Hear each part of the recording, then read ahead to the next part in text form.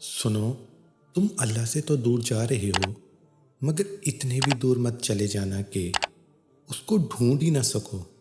سورۃ الاعراف میں اللہ تعالیٰ منظر کچھ یوں بیان کرتا ہے کہ جب ہم نے شیطان کو یہاں سے بے دخل کیا تو وہ کہنے لگا، مجھے اس دن تک کی مہلت دی جائے جس دن لوگ قبروں سے اٹھائے جائیں گے، اور اللہ تعالیٰ فرماتا ہے کہ جا تجھے مہلت دی گئی۔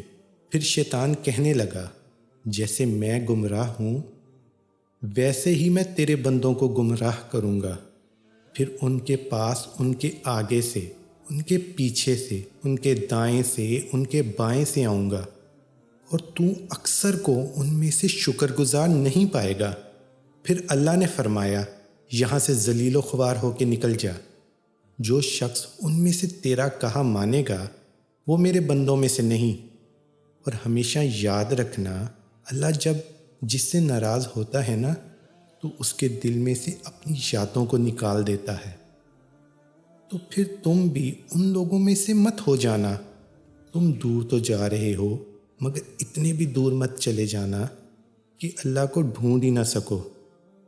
ساری چیزیں واپس مل جاتی ہیں، یہ ساری خواہشات کسی نہ کسی ذریعے سے پوری ہو جاتی ہیں۔ ہر شے، ہر شخص کا نعم البدل ہے، ہر خلا پر ہو جاتی ہے۔ اگر پوری نہیں ہوتی تو وہ صرف اللہ کی کمی ہے۔ پھر چاہے تمہیں چاند ستاروں پر بھی عبور حاصل ہو جائے اور تمہاری جھولی میں دنیا کی ہر چیز لا کر رکھ دی جائے، اللہ کی کمی کبھی پوری نہیں ہو سکتی۔ ایسا ہرگز مت کرنا۔ اللہ تمہارے دل سے اپنی یاد کو نکال دے، ایسا ہرگز مت کرنا۔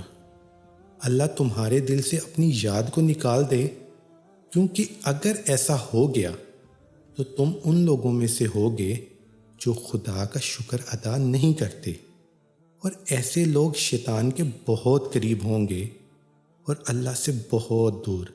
اور پھر یہ تمہاری نہیں، شیطان اور اللہ کی جنگ ہے، اور تمہیں پتہ ہونا چاہیے اس جنگ میں، تمہیں اس لڑائی میں کس طرف کھڑے ہونا ہے۔ اور آزمائشوں سے کبھی مت ڈرنا، کیونکہ اگر یہ آزمائشیں طویل ہو بھی گئیں تو سمجھ جانا کہ تمہیں چنا جا چکا ہے، اور اللہ کے پیارے بندوں کی فہرست میں تمہارا شمار کیا جا چکا ہے۔